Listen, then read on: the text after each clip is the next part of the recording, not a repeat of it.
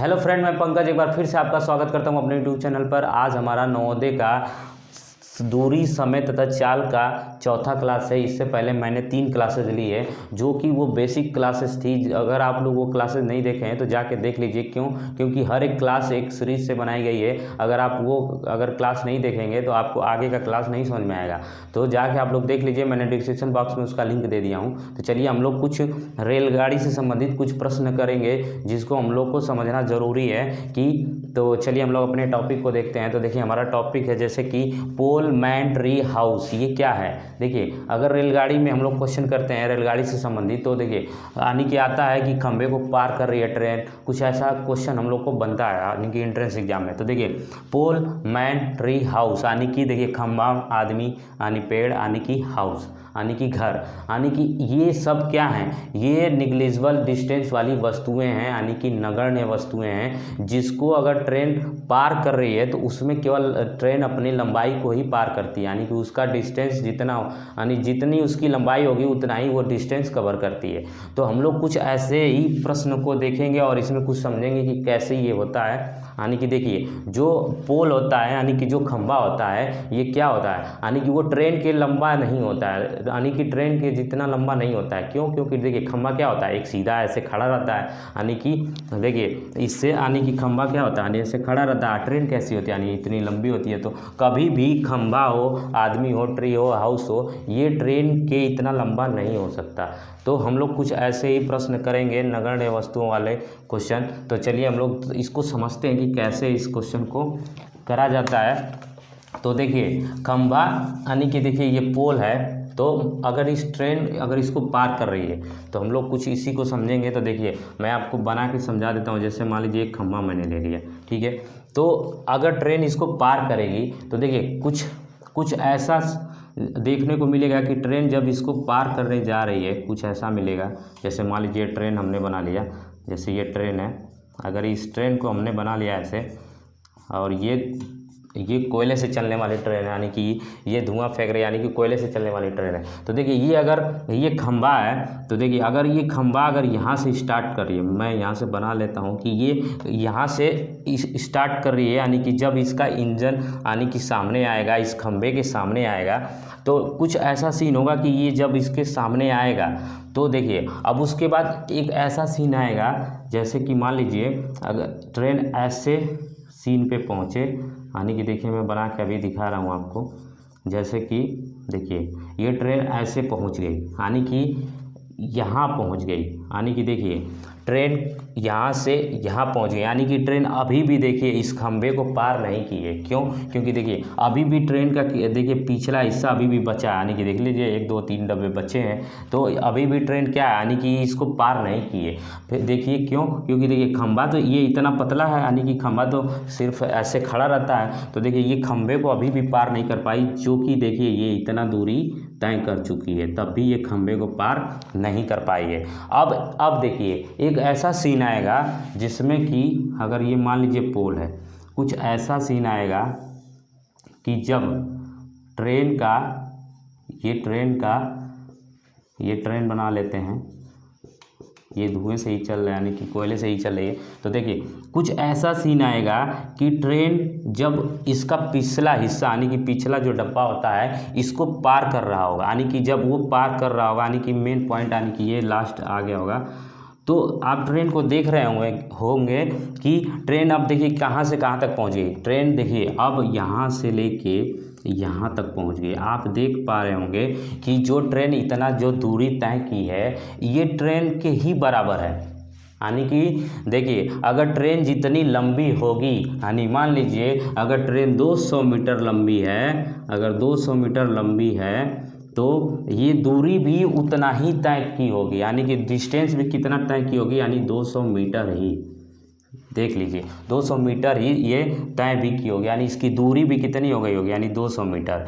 तो देखिए जब हम लोग ऐसे क्वेश्चन को सॉल्व करते हैं तो हम लोग को इसको निग्लिजिबल डिस्टेंस वाली वस्तुओं को जब हम लोग क्वेश्चन सॉल्व करते हैं, जैसे घर हो तो घर भी क्या होगा, जैसे मान लीजिए यहाँ घर बना लिए तो घर जैसे घर है तो घर से अगर ट्रेन यहाँ से क्रॉस करिए तो ऐसे भी तो क्रॉस करेगी, यानी कि जहाँ से इंटर हो गया जहाँ से टच करिए फिर इसको पार करेगी। देखिए घर भी क्या है, एक निग्लिजिबल डिस्टेंस वाली वस्तु है। क्यों? क्योंकि देखिए घर भी ट्रेन के इतना लंबा नहीं होता है, घर भी एक ऐसा सीधा ही बना रहता है। तो ये सारी वस्तुएं जो होती हैं निग्लिजिबल डिस्टेंस वाली वस्तुएं होती हैं, तो इस पे क्वेश्चन भी आपको पूछता है। तो आप यहाँ देख पा रहे होंगे कि जितना ये दूरी तय की है वो तो ट्रेन के बराबर ही है। तो इससे ये समझ में आ रहा है कि जितनी लंबी ट्रेन होगी उतना ही ट्रेन क्या करेगी, उतना ही दूरी तय करेगी।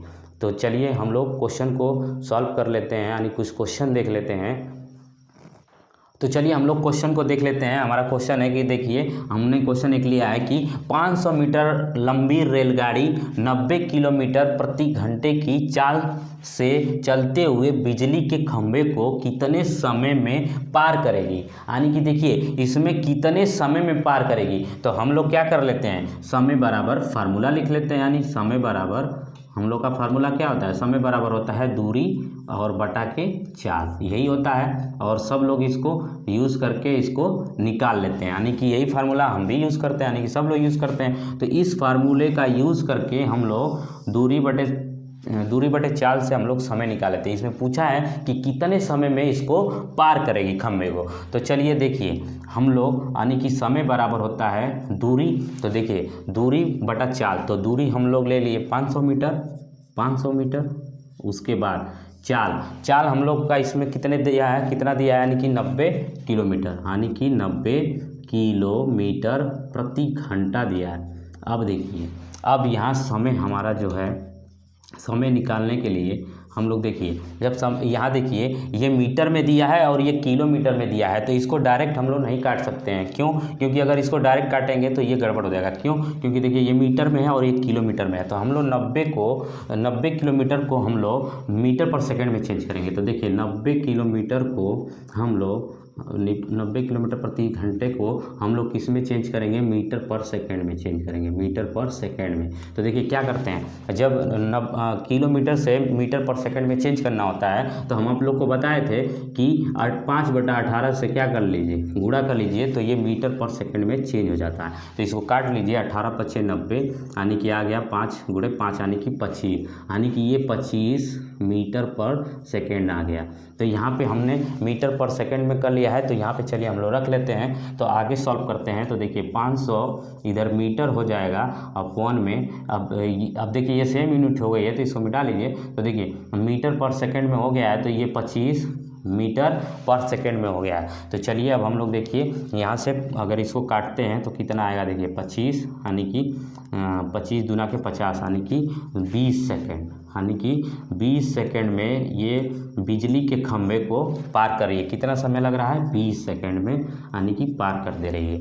अब आप सोचेंगे यहाँ कन्फ्यूजिंग ये रह जाता है कि ये आपने समय निकाला, यानी कि समय बराबर क्या होता है, दूरी बटा समय।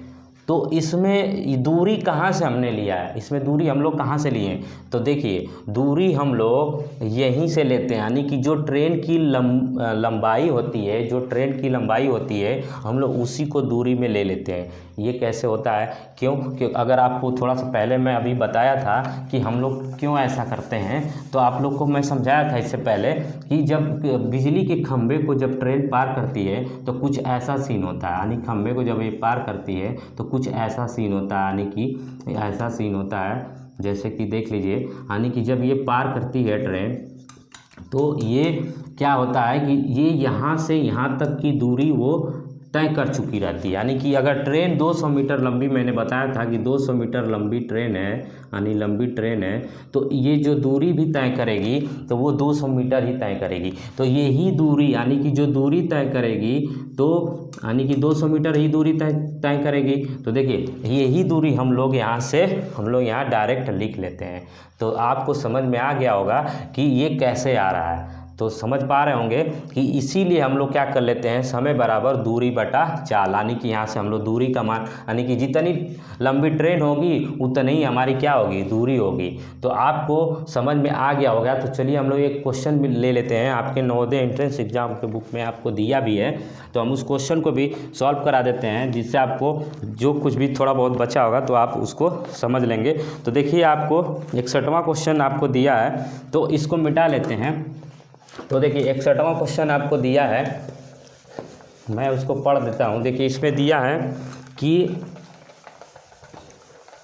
देखिए इसमें 61वां क्वेश्चन आपको दिया है, जैसे देखिए दिया है एक रेलगाड़ी 25 मीटर पर सेकंड की चाल से एक खंभे को 24 सेकंड में पार करती है, तो रेलगाड़ी की लंबाई ज्ञात कीजिए। इसमें पूछा आपको रेलगाड़ी की लंबाई, पूछा है कि कितने लंबाई है। तो देखिए 61वां क्वेश्चन आपको दिख रहा होगा, इसमें दिया है कि एक रेलगाड़ी इतने की चाल से चले, यानी कि चाल बराबर हम लोग को दिया है, कितना दिया है, चाल दिया हम लोग को 25 मीटर पर सेकेंड, ये दिया है पर सेकेंड, और चाल से एक खंभे को पार कर रही है, तो इसको समय कितना लग रहा है, 24 सेकंड में पार कर रही है। तो समय भी दिया है हम लोग को, यानी कि समय बराबर हम लोग को दिया है, ये आपको चाल दिया है और समय कितना ले रही है, यानी कि 24 सेकंड ले रही है। ये कितना ले रही है, 24 सेकंड ले रही है।